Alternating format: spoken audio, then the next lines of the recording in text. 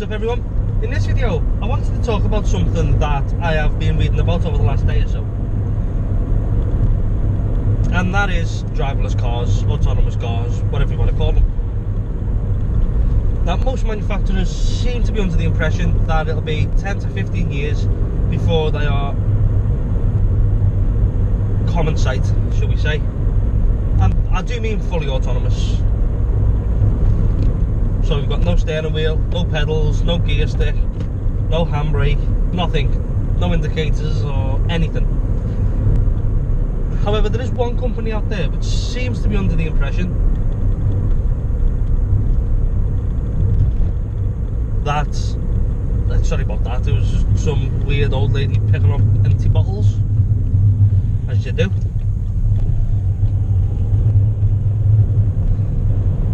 Yeah, so this company seems to be under the impression that it'll take about 4 years and they will have cars available which are completely 100% fully autonomous.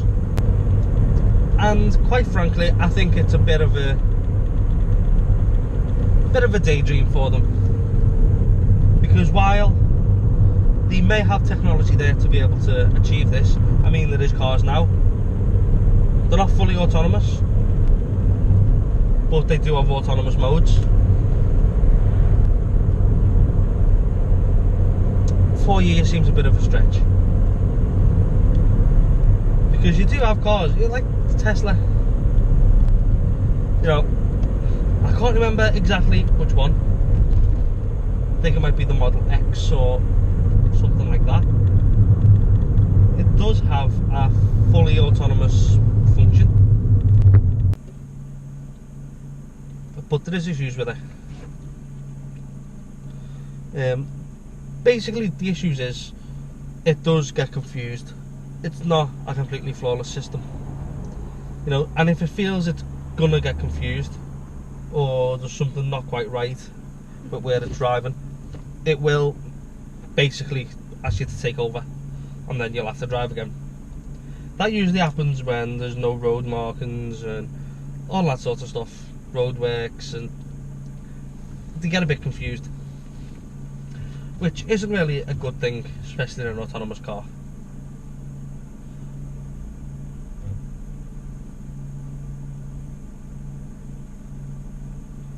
However,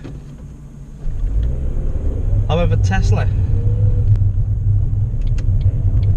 have basically a system, and it's like all these other sort of things that are about nowadays, which are, they're okay, but they're not the greatest. Things like Siri on an iPhone, all that sort of stuff. And this car learns every time it drives down a patch of road. It learns what that road's like, how it drives, how many potholes and where they are, and all that sort of stuff. Now, every time cars drive down that road, it learns more things, gets more of a detailed picture of what that road, or that stretch of road's like.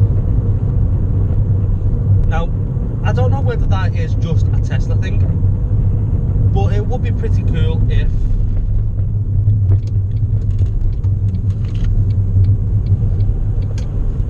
all the manufacturers add input into that, because then, rather than it being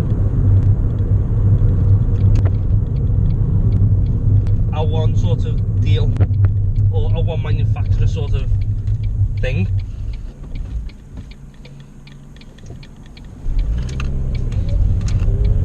then you can basically have a system where, like the internet, where nobody technically owns it, but it is this big, massive, powerful thing that, yeah, so I think it does need input from all the manufacturers into this big sort of mainframe, and I think that will massively speed up like how this is advancing, and that'll be good.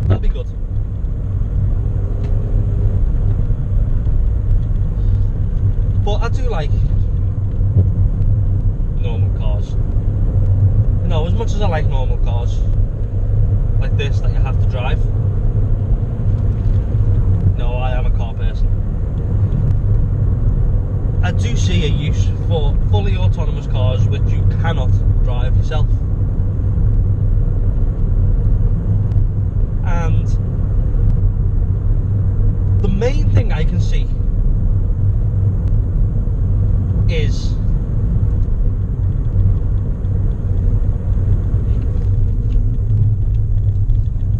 if you, for instance, decide that you want to go out for a drink, or you just go out for a drive, say,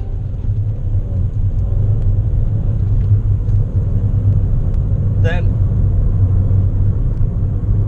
you could technically have a drink, you know. It's not like you can drive the car anyway. There's no steering wheel, there's no pedals, you've got no control over this vehicle whatsoever.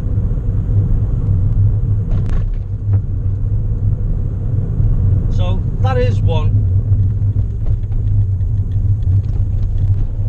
So that's one use which I think would be great, you know.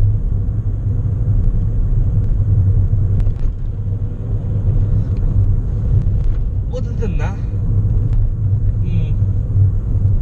what would a driverless car be like? Well, I don't know.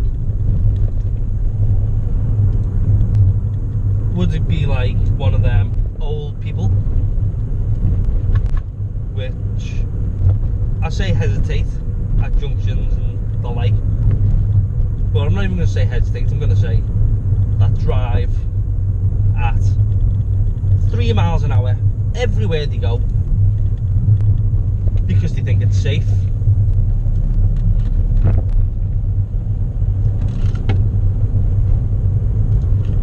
Or is it going to be like a relatively normal person driver?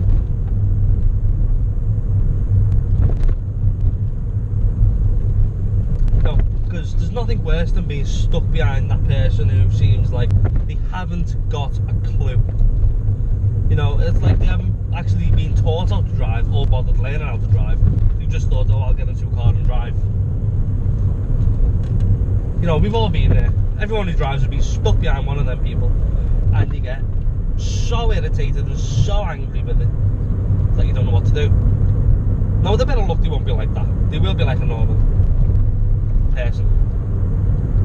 Now, there's only one drawback I can see to having an autonomous car, and that is,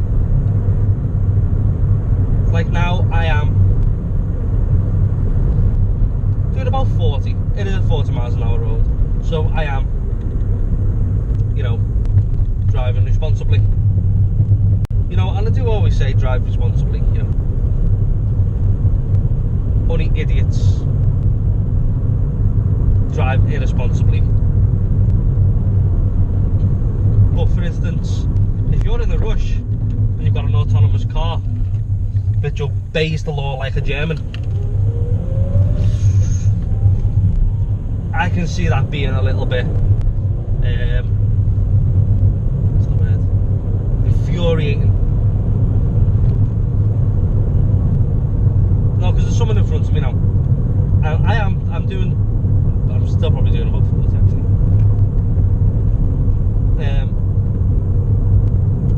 But it is like a country lane, not that much traffic, not too busy. There was no car in front of me, then I suppose you could push it if you was in a rush. You know, because as you know, when you're in a rush, everyone does things you're not supposed to do, like always try and get through the lights as it's, you try and get through the lights as it's changing. You know, like you won't be able to see, but these lights now, they're on green. No, never gonna make that anyway. It's too far away when it starts to change. But I wasn't rushing up to them. If I'd have rushed up to them, then I could have very easily have made it through them as they were changing. Now, something you're not supposed to do, but I guarantee it. Everyone who drives is being in a rush. They've gone through a light as it's been turning red. They've sped a little bit.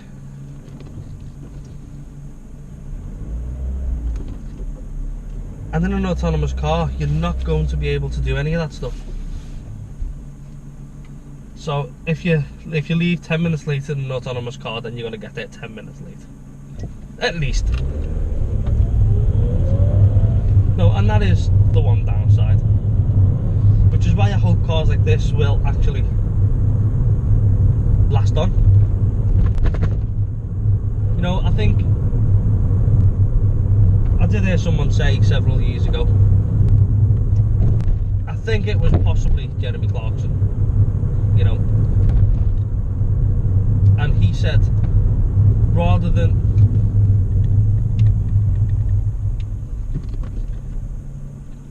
electric or autonomous cars, all that sort of stuff, destroying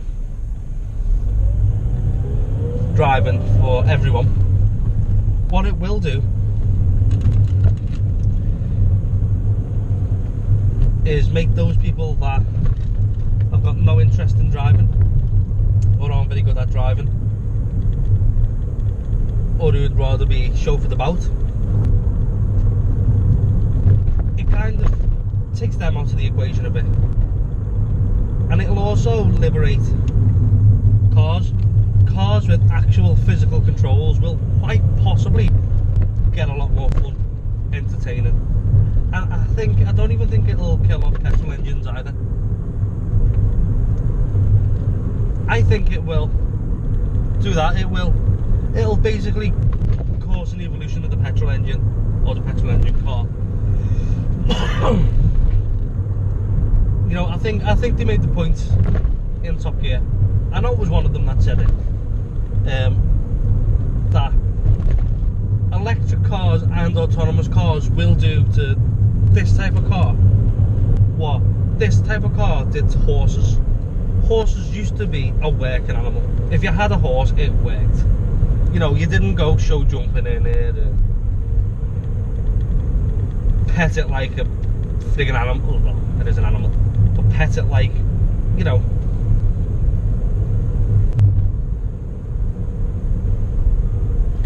it was a working animal. It pulled ploughs and took all your groceries to market so you can flog it. Whereas now, horses don't get used for that, especially in the Western world. A horse is a luxury item now. It's a quite expensive thing to own, you know, and it is just for fun. And I think that's what these cars will become. They'll become fun.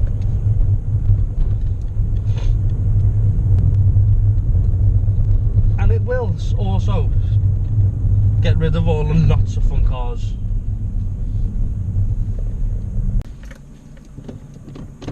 Yeah, so I'll get rid of all the not so fun cars and essentially you'll be left for cars which are fun to drive. You'll end up with stuff like Range Rovers, Land Rovers, sports cars, all that sort of stuff, and yeah, I think that'll be pretty damn exciting. So if you liked this video, please like, share and subscribe. Give me a thumbs up. I've been Chris Dalton. See you later. Bye bye.